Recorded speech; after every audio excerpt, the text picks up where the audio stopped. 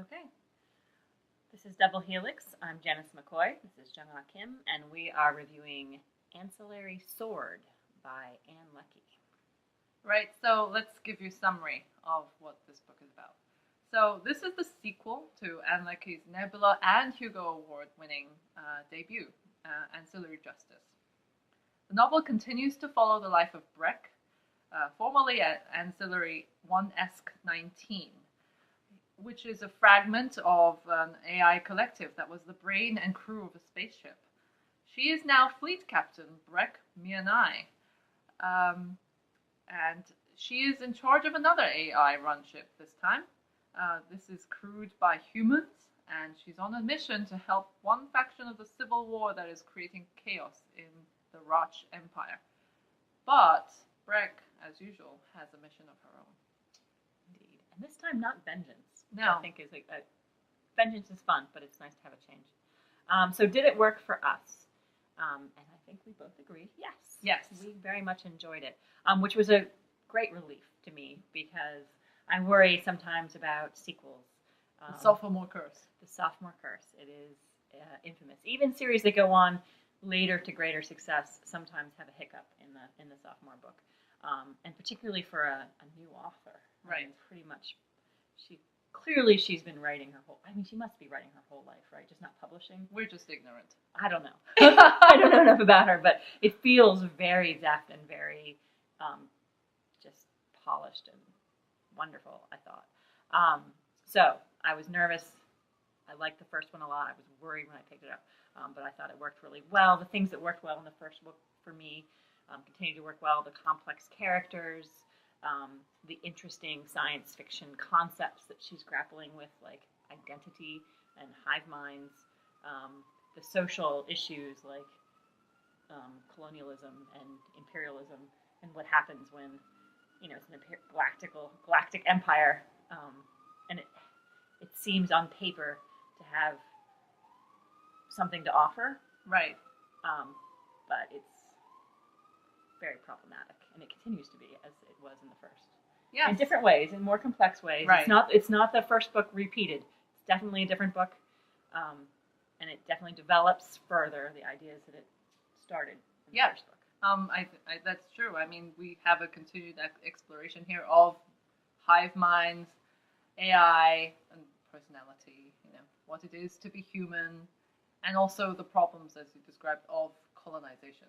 Which, I think there's so many problems associated with that. You could really write a whole book on it, frankly. So I think it's a good thing that the book doesn't gloss over it. It's always from the perspective of post-colonization, and it's always from the perspective of the inhabitants who have this giant, brutal imperial force imposed on them. And I think it's a very strong message, maybe too strong. It's a little bit of a sledgehammer effect, maybe. Yes, that was my only complaint, was that things that I thought were sort of very deftly touched on in the first book without really preaching to you got close to being preachy this time. Almost a bit of a manifesto. In fact, the one aspect that I was a little concerned about in this book was where there is it's ostensibly a conversation, but it's one of those conversations which really reads like a manifesto.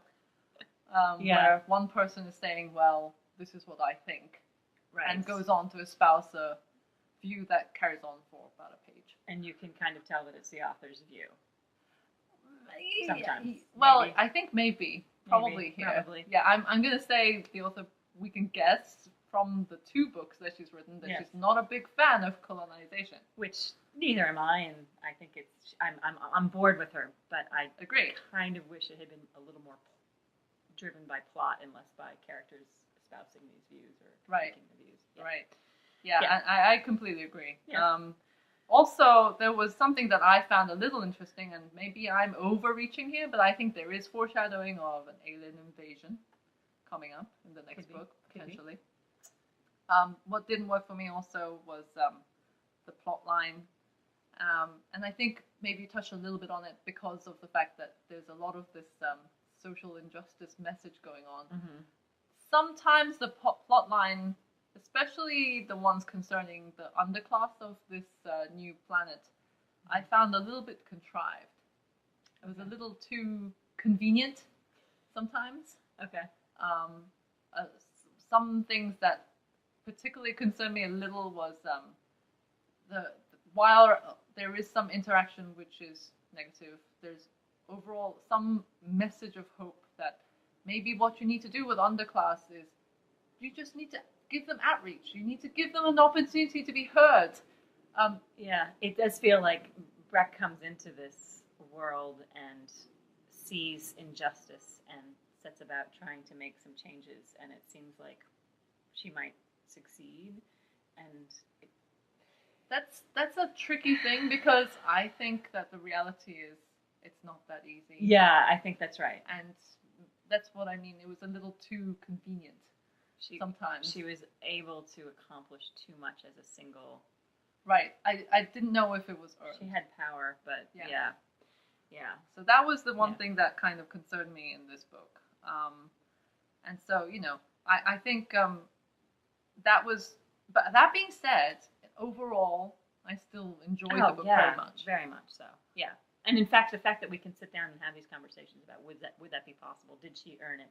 Could she actually, lift up the underclass and free the oppressed? Like, is that a realistic goal for a single person, however powerful? Like, those are good conversations to be having, and it's a thought-provoking, conversation-provoking book, and so I agree. That makes it a success, even if it's also on some level perhaps failing. Yeah. Doing so in a really interesting way. Yeah, I agree. So to conclude, it's a great continuation of the story started in Ancillary Justice. The first book was a tale of vengeance, and this book is a tale of politics, which may make it a little bit more like a space opera. However, if you like the characters and the concept, this would work out very well.